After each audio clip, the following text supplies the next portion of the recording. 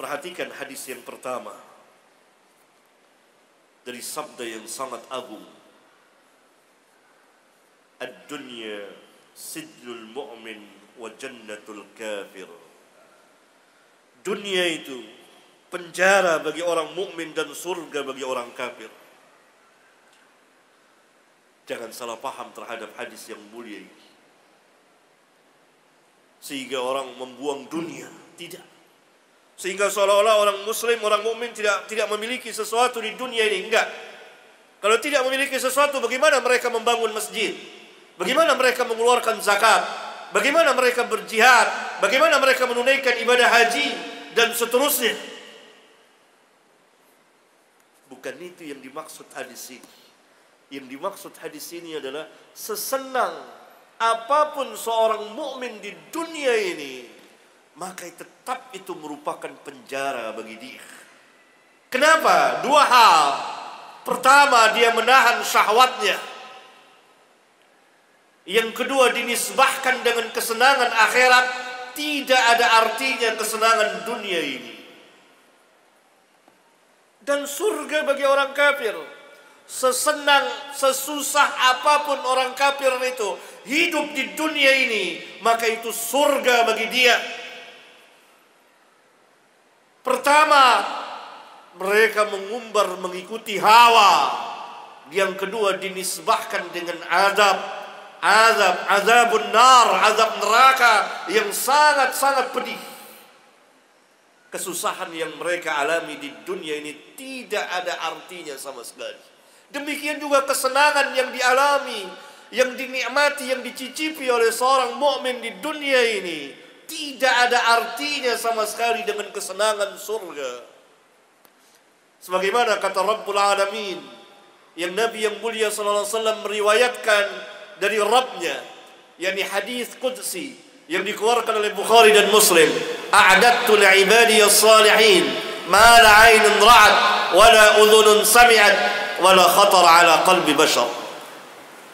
Aku sediakan bagi hamba-hambaku yang saleh, yakni di surga, yang mata belum pernah melihatnya, telinga belum pernah mendengarnya, dan belum pernah tergerak di hati seorang pun manusia. Jadi kesenangan dunia tidak ada arti sama sekali jika dinisbahkan dengan kebahagiaan, kesenangan, dan kenikmatan jannah. Demikian juga kesusahan orang kafir di dunia ini, sesusah apapun mereka, maka itu tetap merupakan surga bagi mereka di dunia ini.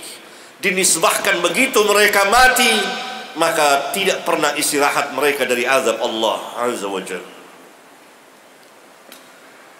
Para ulama menceritakan kisah yang amat menakjubkan tentang seorang imam besar, yaitu Al-Hafidh, Hafidhud Dunya, Ibnu Hajar Al-Asqalani rahimahullahu ta'ala.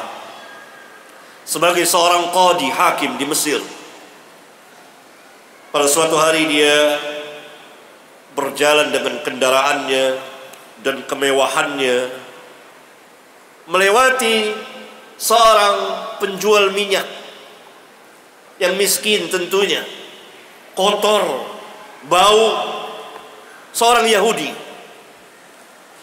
Lalu si Yahudi itu memegang kendali baglahnya Ibnu Hajar rahimahullahu ta'ala. Wahai Syekhul Islam, Nabi kamu telah bersabda bahwa dunia itu penjara bagi seorang mukmin dan surga bagi seorang kafir. Bagaimana antara aku dan kau? Lihat keadaanmu, yakni kemewahan Al-Hafidh dan keadaan dia. Maka dijawab oleh Al-Hafidh, keadaanku seperti ini dinisbahkan dengan apa yang Allah telah sediakan, janjikan, yakni di surga nanti, maka tidak ada artinya. Ini penjara. Allah telah janjikan bagi orang mukmin kesenangan yang luar biasa di jannah yang tidak ada tara bandingannya. Yang tadi dikatakan mala ainun ra'at wala udhunun sami'at wala khatara ala qalbi bashar, yang mata tidak pernah melihatnya, telinga belum pernah mendengarnya, bagaimana gemerciknya sungai-sungai di surga itu. Allahu akbar. Dan belum pernah tergerak di hati seorang pun manusia kayak apa surga itu. Allah telah sediakan. Nah, Al-Hafiz mengatakan keadaanku, yakni kemewahan yang ada padaku, kekayaan yang ada padaku, kebesaran yang ada padaku, kehormatan yang ada padaku, karena dia hakim, bahkan ketuanya para hakim di Mesir, tidak ada artinya dinisbahkan dengan apa yang Allah telah sediakan nanti. Engkau dengan kemiskinanmu dan seterusnya, surga bagimu dinisbahkan dengan azab yang Allah telah sediakan untukmu nanti. Mengerikan. Allah memasukkan hidayah ke hati seorang Yahudi, fa aslama, maka dia masuk Islam ketika itu. Ini sabda yang agung sekali, yang mengajarkan pada seorang mukmin untuk berangkat ke akhirat. Hatinya berangkat ke akhirat. Lihat hadis yang halaman 14.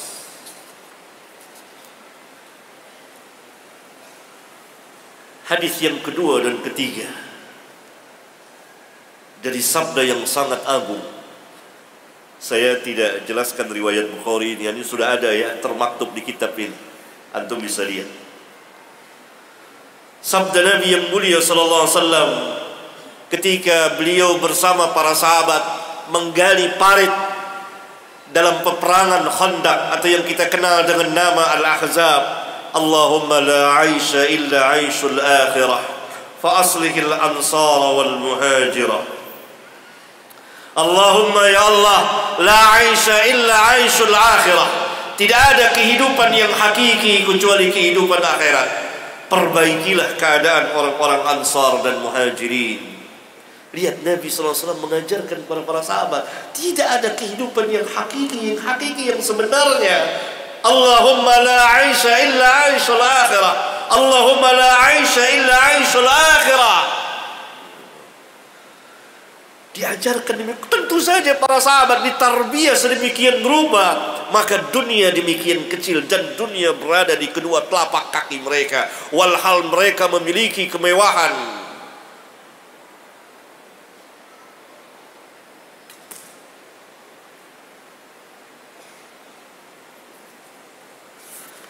Kemudian lihat pada halaman 20. Hadis yang kelima. Hadis Abdullah bin Umar, seorang pemuda. Kira-kira usianya waktu itu mungkin antara belasan atau 20, kurang lebih. Seorang pemuda. Kita tahu pemuda begitu bersemangatnya dalam kehidupan dunia. Tapi bagaimana Nabi SAW mengajarkan menepuk pundaknya. Akhadha Rasulullah SAW bimankibi faqal. Rasulullah SAW memegang pundakku dan bersabda, bukan kepada orang-orang tua yang telah putus asa dalam kehidupan dunia ini, yang waktunya sedikit, tapi ini kepada pemuda belasan atau kurang lebih 20 tahun. Nabi SAW mengajarkan, lihat, kepada sahabat yang nanti anak muda ini akan tumbuh sebagai anak muda, seseorang yang zahid, orang besar, alim, abid, zahid, orang alim, orang ahli ibadah, orang yang zuhud, walhal dia memiliki dunia. Ayahnya adalah seorang khalifah, Khalifatul Rashid. Nabi SAW mengajarkan, faqal kun fid dunya ka'annaka gharibun aw 'abirus sabil. Jadilah engkau di dunia ini seolah-olah engkau orang asing. Yakni dunia bukan tempatmu, bukan kampung halamanmu, bukan negerimu yang hakiki. Kun fid dunya ka'annaka gharibun aw 'abirus sabil, atau orang yang sedang mengadakan perjalanan. Wa un nafsaka fi ahli al-qubur. hitunglah dirimu termasuk penduduk kubur, ahli kubur. Kepada seorang pemuda, demikian sahabat ditarbiyah, ditasfiyah, dibersihkan, kemudian dididik oleh Rasulullah SAW, sehingga mereka di kemudian hari menguasai dunia. Namun dunia itu begitu kecil dan akhirat begitu besar di hadapan mereka.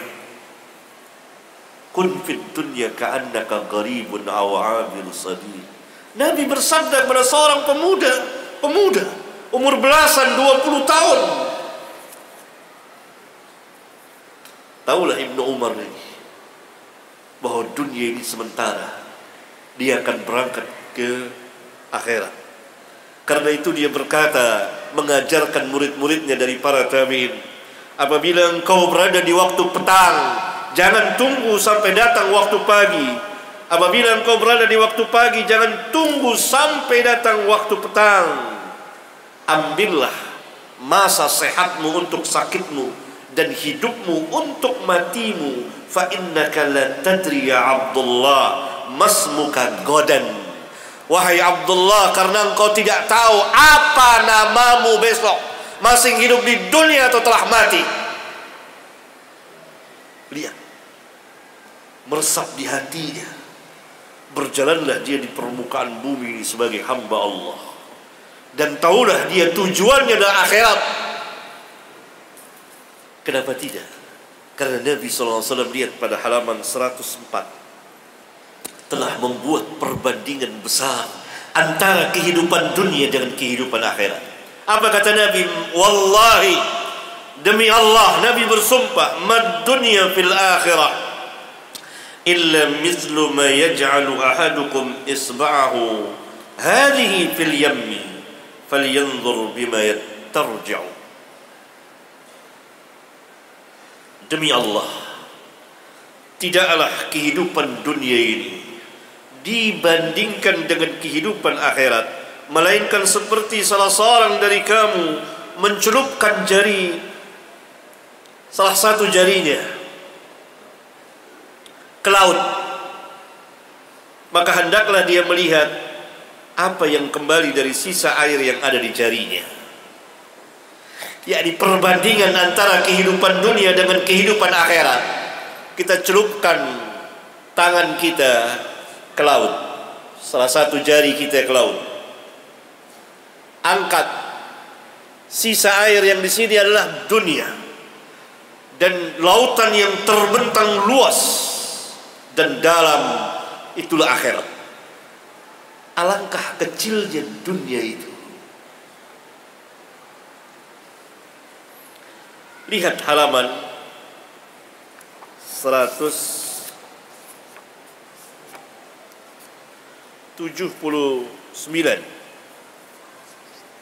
Sabda Rasulullah SAW, man kanatid dunya hammuhu farraqallahu alaihi amrahu wa ja'ala faqrahu baina 'ainayhi wa lam ya'tihi minad dunya illa ma kutiba lahu.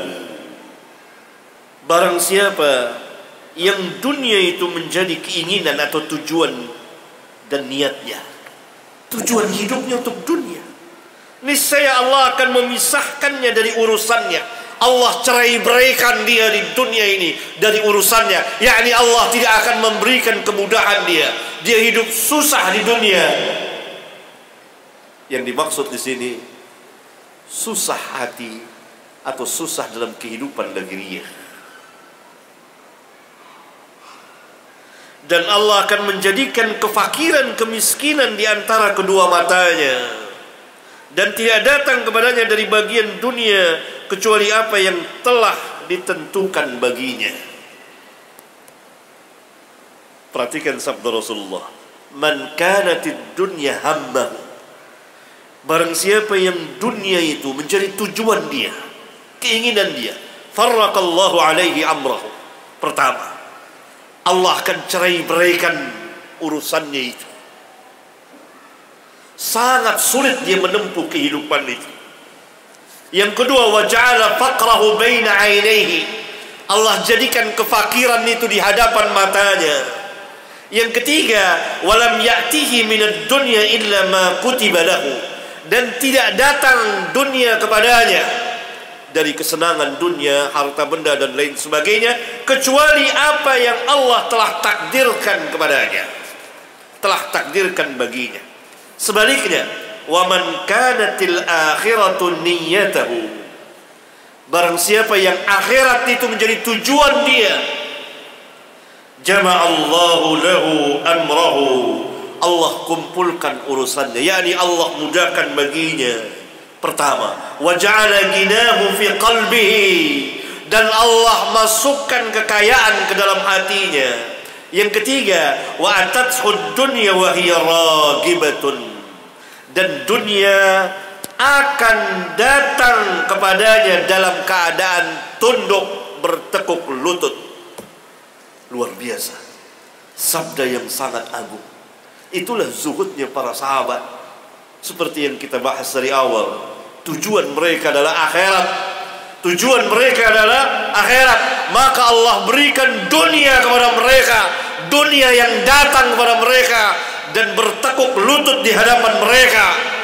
Adapun kita mengejar dunia, mengejar harta dengan meninggalkan ketaatan kepada Allah dan Rasulnya, tertipu dengan harta benda dunia, silau akannya, dan kita sibuk dengan dunia, mengejar kekuasaan, mengejar kemegahan, mencari kemegahan di hati-hati manusia, maka Allah cerai beraikan urusan kita, dan kita mengejar dunia sampai kita kelelahan dan kehausan. Akhirnya kita mati terkapar kehausan dan kelaparan, dan dunia semakin jauh dari kita, dan kita tidak memiliki dunia kecuali apa yang Allah telah takdirkan kepada kita. Tapi manhaj cara beragama para sahabat, kemudian tabi'in, tabi'ut tabi'in, dan para imam, tujuan mereka akhirat. Mereka mengejar akhirat, dan dunia datang kepada mereka sebagai hamba-hamba, budak-budak sahaya mereka, persis seperti yang Nabi mereka sabdakan alaihi salatu wassalam. Kemudian lihat pada halaman 90.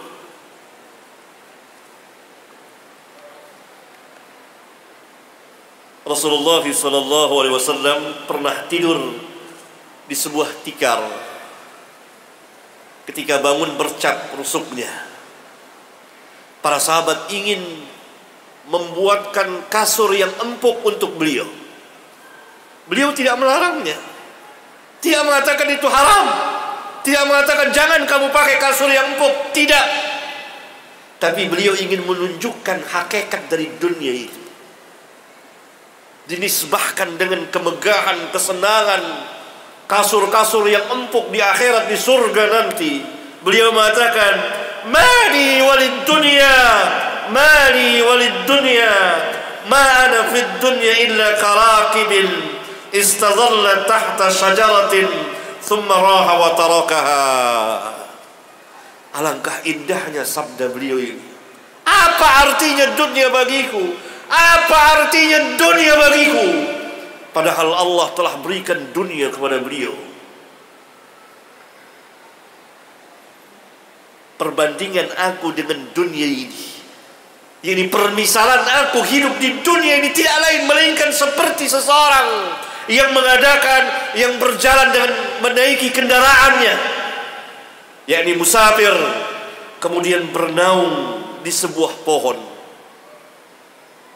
Dia istirahat sejenak, kemudian dia meninggalkannya.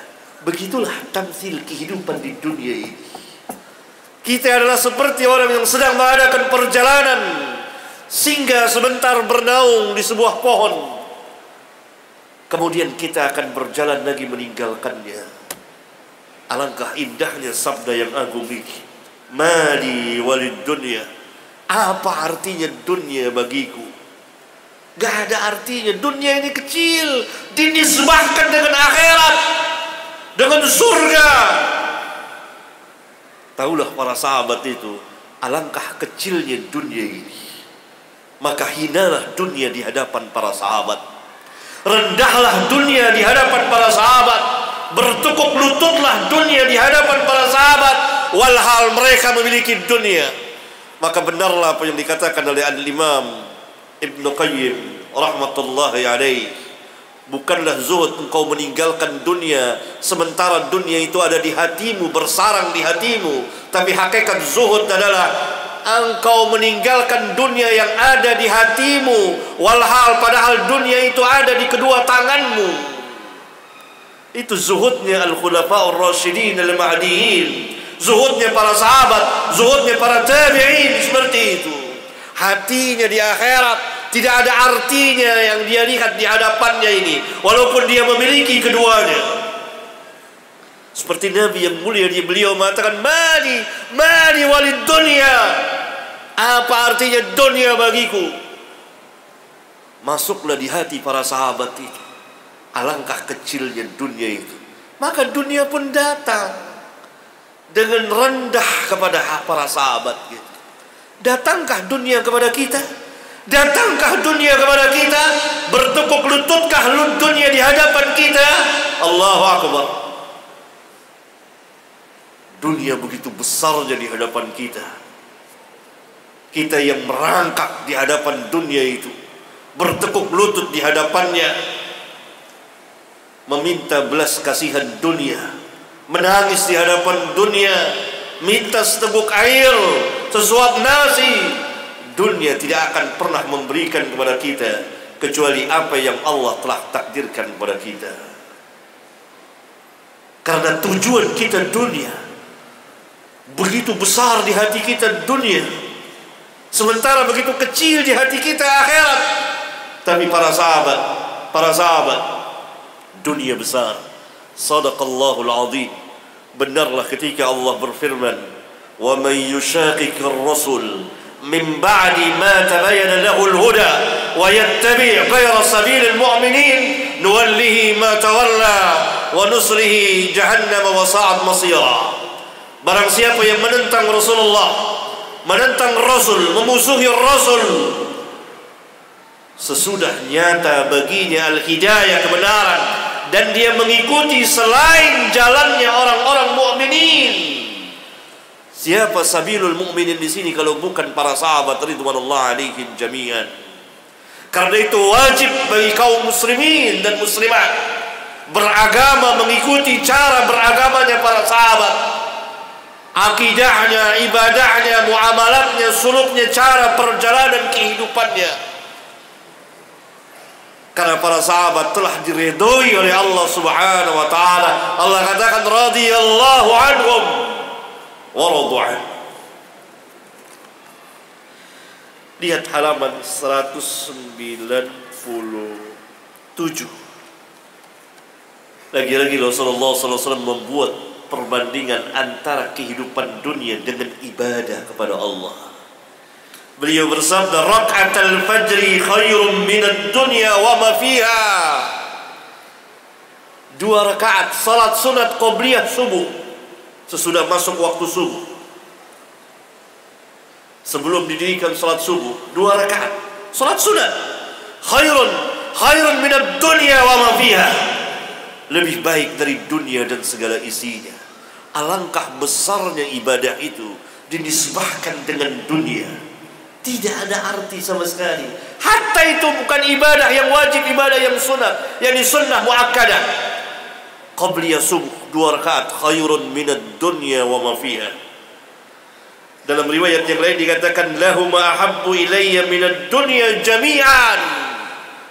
Kata Nabi SAW, 2 rakaat salat qabliyah subuh itu lebih aku sukai dari dunia semuanya.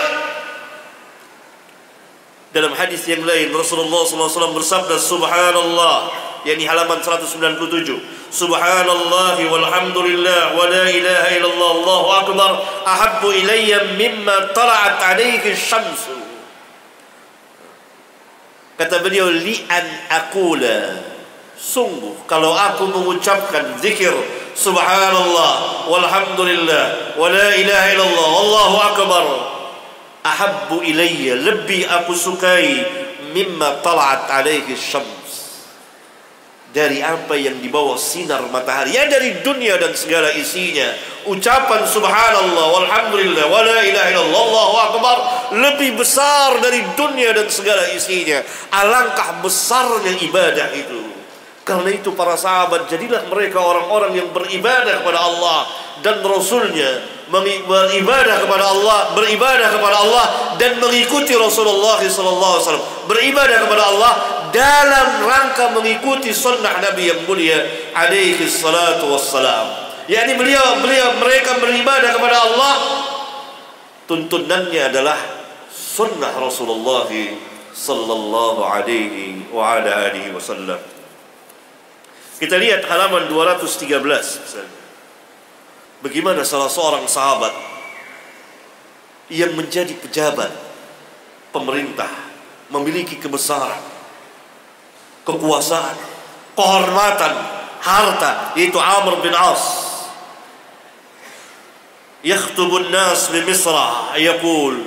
Amr bin As, lihat, dia pejabat, menteri atau gubernur di Mesir. Dia berkhutbah di hadapan manusia. Ma ab'ada hadiyakum min haji nabiyikum sallallahu alaihi wasallam. Alangkah jauhnya kamu dari petunjuk Nabi sallallahu alaihi wasallam.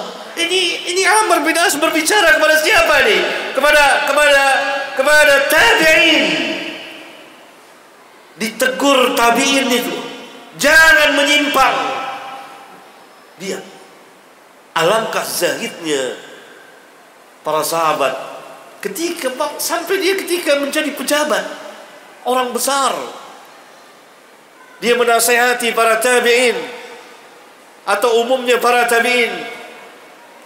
Ma ab'ada hadiyakum min haji nabiyikum sallallahu alaihi wasallam. Alangkah jauhnya hadiyu kamu.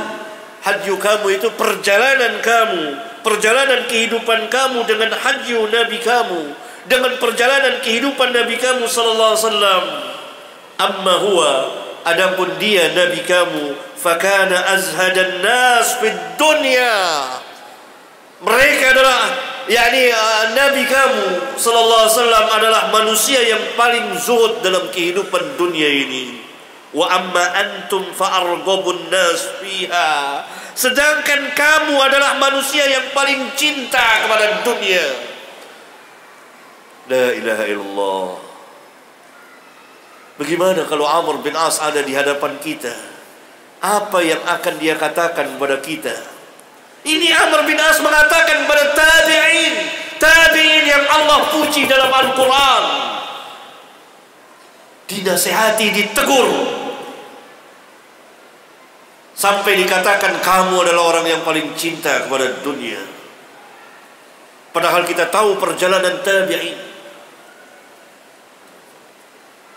sangat jauh perjalanan kamu dari perjalanan Nabi sallallahu alaihi wasallam. Demikian sahabat, demikian para sahabat. Baik dia sebagai orang biasa, apalagi dia sebagai pejabat, maka dia mengikuti hajjun Nabi sallallahu alaihi wasallam.